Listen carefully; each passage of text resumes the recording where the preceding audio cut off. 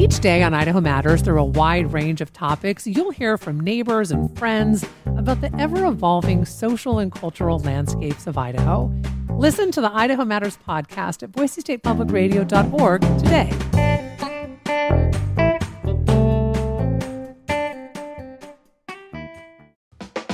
From Boise State Public Radio, this is The Connector, Idaho's daily news.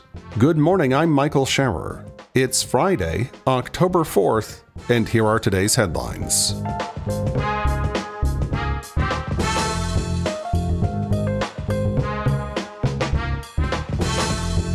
Boise State University will celebrate homecoming weekend today and Saturday with a parade and pep rally leading up to the Broncos facing the Utah State Aggies at 5 p.m. tomorrow. The homecoming parade will begin at 6 p.m. this evening at Brady Street. Spectators can watch from the Greenbelt for a great view of floats, classic cars, and more. The pep rally at the intramural field will immediately follow the parade. The homecoming and parent and family tailgate party begins 2 p.m. Saturday at the Boise State Alumni and Friends Center. The homecoming game pits the Boise State Broncos against the Utah State Aggies. Kickoff is 5 p.m. A few farms in Idaho are replacing much of their electricity use with clean energy. As James Dawson reports, that's coming with the help of $2.5 million in federal grants. Southridge Dairy in Twin Falls County will use its grant to build a new lagoon-style anaerobic digester. That structure will capture methane from the manure and urine produced by the dairy's 21,000-plus cows and use it to produce electricity. The U.S. Department of Agriculture says it will offset the same amount of power used by 4,200 homes annually. The remaining grants will go to Allen Noble Farms and Dry Lake Dairy in Canyon County to build large solar arrays that will replace up to 90% of their annual electricity use. Combined, the two projects will save enough juice to power 415 homes each year. All told, the federal grants and loans total more than $100 million and will benefit projects in 34 states. James Dawson, Boise State Public Radio News.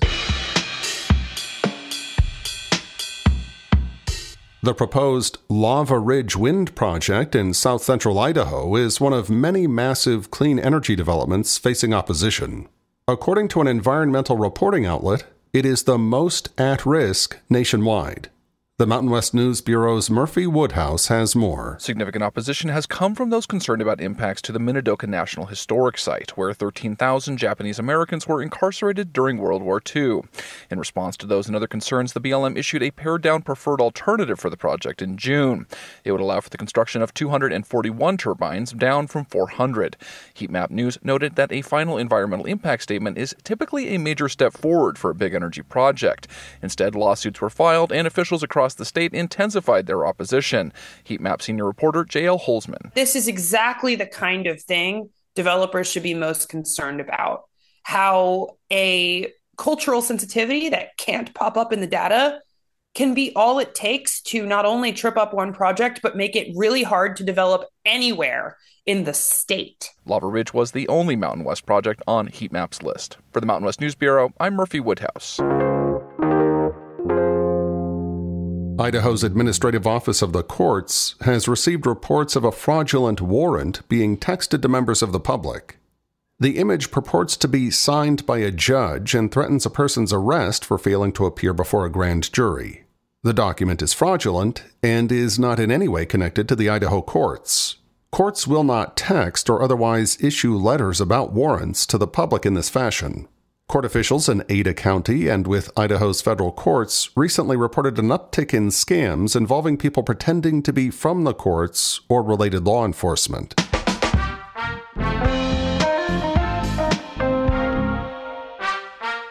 Idaho State University and College of Southern Idaho have partnered with St. Luke's Magic Valley Medical Center in an effort to address the ongoing critical nursing shortage across Idaho. This partnership allows Idaho students completing an accelerated Bachelor of Nursing program to complete their required clinical experiences at St. Luke's Magic Valley, along with other local facilities, and classroom instruction at CSI facilities in Twin Falls. 10 Twin Falls area students began the 12-month program in May during the partnership's first year, with intentions to grow to meet additional demand. The collaboration addresses a need across the state and the nation for baccalaureate degree-trained nurses who are in high demand across the healthcare system. Employers across Idaho's rural areas have experienced difficulty filling vacant positions because of significant nursing shortages in the state and in the nation. Temporary traveling nurses have been increasingly hired to fill nursing shortages in Idaho. The Wood River Wolf Project means to prevent conflict between wolves and livestock in an area within Blaine County, including parts of the Pioneer, Boulder, and Smoky Mountains. As many as 24,000 sheep are in the project area during the grazing season, about 1/10 of the sheep grazed in Idaho, according to 2023 USDA statistics.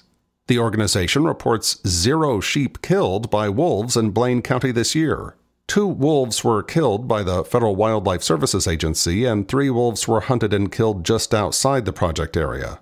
The project is funded entirely by donations, most of which come from area residents. As many as 3 wolf packs are usually in or near the project area, though this year it appears that there is only one main pack. Wolf packs in the area have become increasingly under threat due to hunters seeking bounties. The project began in 2008 as a field study, and after passing through several fiscal sponsors is now managed and sponsored by the International Wildlife Coexistence Network, a 501c3 organization based in Idaho. Over the next few months, members of the project will travel to Colorado, Italy, and Spain to give presentations on their methods.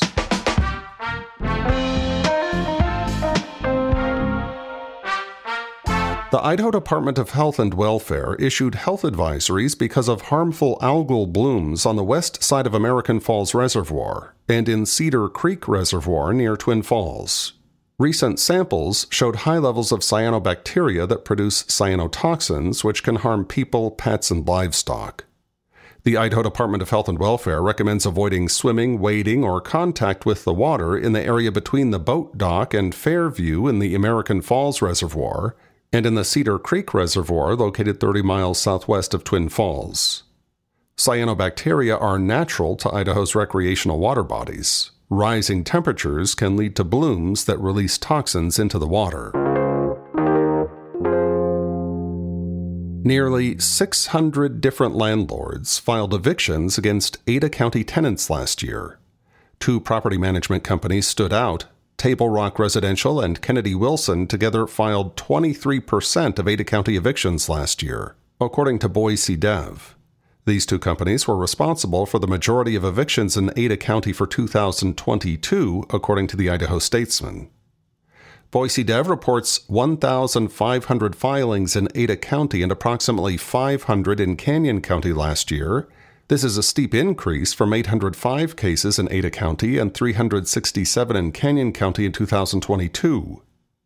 The number of landlords who filed evictions in Ada County roughly doubled since the Idaho Statesman's reporting in 2022. In Idaho, if you fall behind on rent, landlords can give you a 3-day notice requiring you to get current on what you owe or get an eviction filed in court if you don't meet the deadline.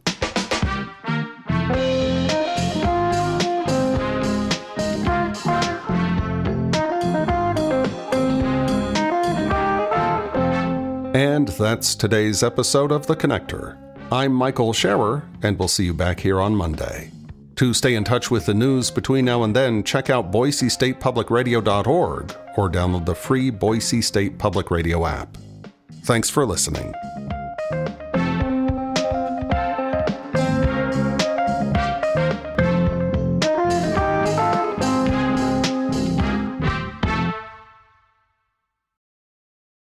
The candidates for November are set. I know Donald Trump's type. Between now and Election Day, we are not going back. A campaign season unfolding faster. Kamala Harris is not getting a promotion Than any in recent history. Make America great again.